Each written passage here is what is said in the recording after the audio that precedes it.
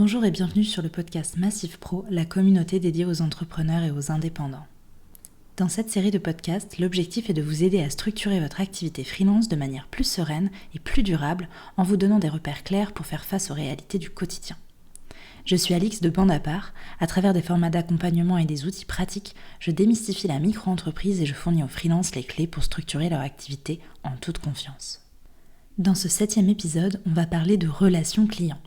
Cette fois-ci pas sous l'angle de la fidélisation, mais sous un angle très concret. Comment instaurer une relation saine avec ses clients pour poser un cadre vertueux au service de nos activités. Parce qu'une relation saine, ce n'est pas une relation où tout est toujours simple et sans différend. C'est une relation où le cadre est clair, partagé et suffisamment solide pour absorber les désaccords et les ajustements sans que ça devienne pesant. Poser un cadre dès le départ, la meilleure des préventions. Quand on regarde les situations compliquées côté relations clients, on se rend souvent compte d'une chose, le problème ne vient pas du client lui-même, mais d'un cadre qui n'a pas été correctement posé ou pas assez clairement défini. En tant qu'indépendant, c'est tentant de vouloir être souple, arrangeant et adaptable, surtout au début. Mais dans les faits, plus le cadre est flou au départ, plus la relation devient fragile par la suite. Poser un cadre, concrètement, ça veut dire clarifier le périmètre de la mission, ce qui est inclus et ce qui ne l'est pas. Ça veut dire aligner les attentes des deux côtés. Et ça veut dire aussi définir comment on travaille ensemble, comment on communique, à quelle fréquence et sur quel sujet. Un réflexe très simple dont je vous ai déjà parlé consiste à évoquer et matérialiser les différents points clés d'une mission ou d'une prestation dès le début sur un temps ou un document dédié. On y aborde les objectifs, le périmètre, les étapes, les rôles de chacun. Ce type de pratique permet de partir sur une base commune et d'éviter que chaque partie n'ait sa propre version de la mission en tête. Anticiper les zones de friction les plus fréquentes. Même avec un cadre posé, certaines situations reviennent très régulièrement quand on travaille avec des clients. Et si on ne les anticipe pas un minimum, elles peuvent vite devenir source de tension. Dans les cas de figure qu'on retrouve régulièrement, il y a souvent les demandes hors périmètre, celles qui dépassent légèrement ce qui a été prévu. Une retouche supplémentaire, une déclinaison non anticipée, un ajustement présenté comme rapide. Pris isolément, ce n'est pas grand-chose, mais à force d'accepter sans recadrer, le périmètre de la mission glisse et le temps réellement mobilisé n'a plus grand-chose à voir avec ce qui a été cadré au départ. À cela s'ajoutent parfois des questions de temporalité. Un message envoyé en fin de journée avec une attente implicite de réponse rapide. Progressivement, l'urgence devient la norme alors qu'elle n'a jamais été formulée comme telle. Et de votre côté, vous vous retrouvez à réorganiser votre planning sans que cela ait été discuté. Il y a aussi les situations où le flou porte sur les livrables eux-mêmes. À mes débuts, je rencontrais souvent ce cas de figure. Je livrais une version que je considérais comme aboutie, conforme à ce qui avait été évoqué, et je découvrais que le client attendait autre chose. Pas forcément plus ni mieux, mais différent. Avec le recul, je me suis rendu compte que le problème ne venait pas du travail en lui-même, mais du fait que les critères de validation n'avaient jamais été clairement posés. Et ce problème venait en partie de moi. J'ai aussi vécu de nombreuses fois où les validations tardaient à arriver. J'attendais un retour pour avancer, le projet ralentissait, mais le planning, lui, restait inchangé. Et assez naturellement, la pression finissait toujours par me retomber dessus.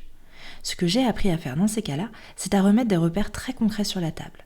Ce qui était en attente de validation, depuis quand, et ce que ce décalage impliquait sur la suite du projet. Le simple fait de le formuler clairement a souvent suffi à rééquilibrer la situation. Désormais, quand je sens que le flou s'installe, je propose systématiquement un point dédié pour clarifier les attentes.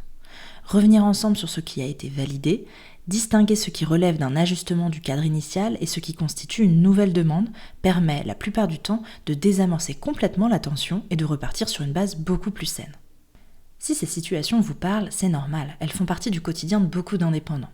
Et surtout, elles ne relèvent pas d'un conflit ouvert, elles viennent presque toujours d'un implicite qui s'est installé faute d'avoir été nommé. Anticiper ces frictions, c'est accepter de les rendre visibles, dire dès le départ qu'une évolution du périmètre implique un ajustement, pas forcément un refus, mais une discussion sur ce que la change concrètement. Poser des moments de validation clairs pour éviter que les incompréhensions s'accumulent en silence. Et rappeler, quand c'est nécessaire, le cadre posé ensemble avant que la situation ne devienne inconfortable. L'enjeu n'est pas de rigidifier la relation, mais de donner à chacun des repères clairs, parce qu'une relation saine repose rarement sur la bonne volonté seule, mais sur des règles du jeu partagées et assumées. Quand ça devient délicat, quelques leviers concrets.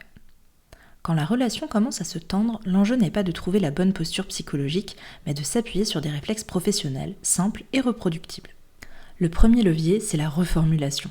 Revenir calmement sur ce qui a été posé, sans s'excuser, sans se justifier à l'excès. Reformuler le cadre permet de sortir de l'émotion et de revenir sur des faits. Ce qui était prévu, ce qui change et ce que cela implique concrètement. Cette clarification suffit souvent à désamorcer une tension naissante avec un client. Deuxième levier important, ralentir volontairement le tempo.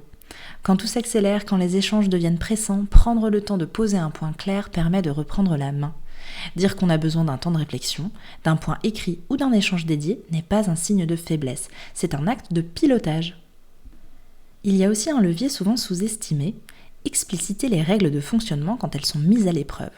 Rappeler les modalités de communication, les délais de réponse ou les étapes de validation n'est pas un rappel à l'ordre, mais un retour au cadre commun. Et ce cadre, quand il est posé avec calme, est généralement bien accueilli. Autre point clé, ne pas rester seul face à un flou.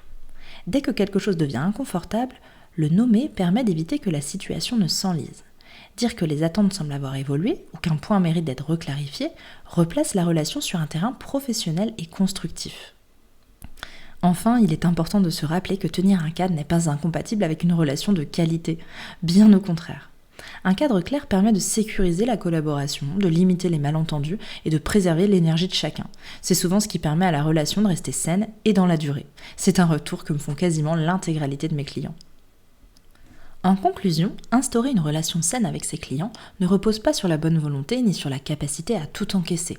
Cela repose sur des réflexes professionnels clairs, activables et assumés. Quand le cadre est posé dès le départ, puis rappelé quand c'est nécessaire, la relation devient plus lisible pour tout le monde. Les tensions sont mieux absorbées, les ajustements plus simples à gérer et les décisions moins chargées émotionnellement. Savoir reformuler, ralentir le tempo, reclarifier les règles de fonctionnement ou nommer un flou quand il apparaît, ce sont des compétences clés du métier d'indépendant. Elles se développent avec le temps, mais elles permettent de rester dans une posture professionnelle sans culpabiliser et sans laisser la situation se dégrader. Une relation client saine n'est pas une relation parfaite, loin de là. C'est une relation structurée, pilotée, dans laquelle chacun sait où il se situe et ce qu'il peut attendre de l'autre. Dans un prochain épisode, on s'intéressera à une question directement liée à cette relation client.